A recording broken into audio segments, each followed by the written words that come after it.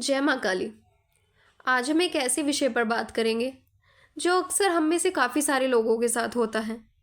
वह जब भी पूजा में बैठते हैं तो उन्हें बड़ी बड़ी उबासियाँ आने लगती है। उनकी आंखों से बेवजह ही आंसू आते हैं और उनके रोंगटे खड़े हो जाते हैं और उनका शरीर आगे पीछे या गोल गोल घूमने लगता है।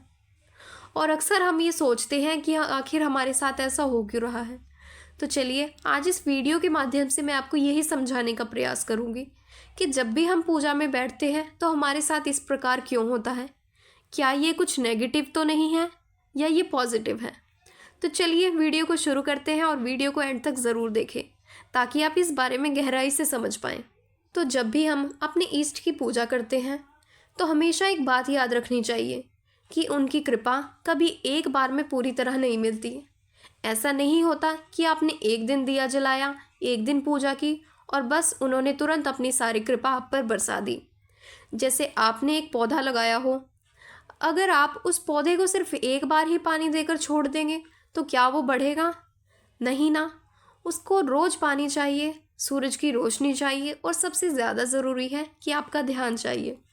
बिल्कुल इसी तरह जब आप श्रद्धा और समर्पण के साथ अपने इष्ट की पूजा करते हैं तो उनकी कृपा भी धीरे धीरे आप पर आती है और ये एक लगातार चलने वाली प्रक्रिया है। आप पूजा पाठ करते रहेंगे तो उनकी कृपा भी आपको मिलती रहेगी, ये कभी रुकती नहीं है। लेकिन इसी दौरान हमारा मन काफ़ी विचलित रहता है क्योंकि जब हम पूजा पाठ करते हैं तो अक्सर हमें अपने शरीर के माध्यम से कुछ अलग अलग संकेत मिलने लगते हैं। लेकिन शुरू में ये समझना मुश्किल हो जाता है कि ये संकेत पॉजिटिव है या नेगेटिव, जिस कारण हम काफ़ी दुविधा में रहते हैं। पर इस बात को समझना बहुत ज़रूरी है क्योंकि ये संकेत हमें हमारे इष्ट की ऊर्जा के बढ़ने का संकेत देते हैं।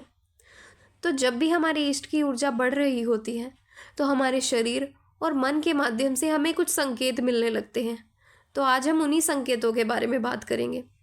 सबसे पहला संकेत है उबासियाँ आना। जब भी हम पूजा करते हैं तो उबासियाँ आने लगती हैं। ये उबासियाँ हमें 2, 5 या सेकंड बाद बार बार आती रहती हैं। इसका मतलब है कि हमारे अंदर की नेगेटिविटी या मलिनता उबासियों के माध्यम से बाहर निकल रही होती है।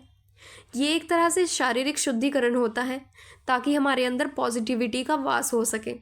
जैसे सोचिए, एक गंदा कपड़ा धोकर साफ किया जाता है तभी वो नए रंग को एब्जॉर्व कर पाता है। वैसे ही शुद्धिकरण के बिना ईस्ट की ऊर्जा को अच्छी तरह से अपना नहीं सकते। अगला संकेत है आंसू आना। जब हम पूजा करते हैं या भजन सुनते हैं तो आंखों से आंसू आने लगते हैं। ये आंसू दुख के नहीं होते, ये उन भाव के होते हैं जो अंदर से उमड़ कर आते हैं। जैसे आपको माँ के दर्शन हो जाए या उनकी ऊर्जा का एहसास हो तो मन भाव विभोर हो जाता है और आंसू अपने आप आने लगते हैं। ये उनकी कृपा का एक महत्वपूर्ण संकेत है। अगला संकेत है रोंगटे खड़े होना। आपने देखा होगा कि मंदिर में जाके या भजन सुनते समय, पूजा करते समय रोंगटे खड़े हो जाते हैं।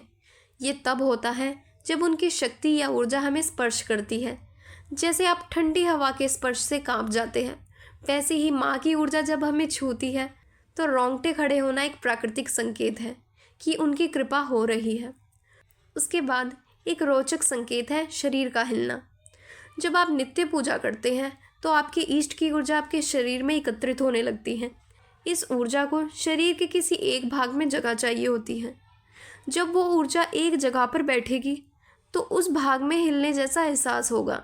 जैसे कि जब भी किसी व्यक्ति पर सवारी आती है तो उसका कोई एक अंग ज़्यादा हिलता है, जैसे कि सिर हिलता है या पैर या उसके हाथ या बाजू। ये माँ की ऊर्जा के शरीर में प्रवेश करने का ही संकेत होता है। सोचिए, नदी का पानी जब तेज़ी से बहकर किसी बांध के पास जाता है तो बांध का एक हिस्सा हिलने लगता है। बिल्कुल वैसे ही माँ की ऊर्जा जब हमारे शरीर में एकत्रित होती है तो ये शरीर के अलग अलग भागों में एक कंपन या हिलने जैसा एहसास करती है।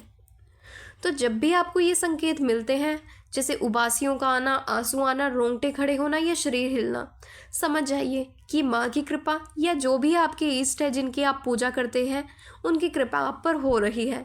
ये एक बहुत अच्छा और पॉजिटिव संकेत है, इसमें कुछ भी नेगेटिव नहीं है। जानकारी पसंद आई हो तो लाइक करें, अपने दोस्तों के साथ शेयर करें और अध्यात्म से जुड़ी जानकारियाँ पाने के लिए हमारे चैनल को सब्सक्राइब करें और कमेंट में जय माँ काली ज़रूर लिखें। तो मिलते हैं अगले वीडियो में। जय माँ काली।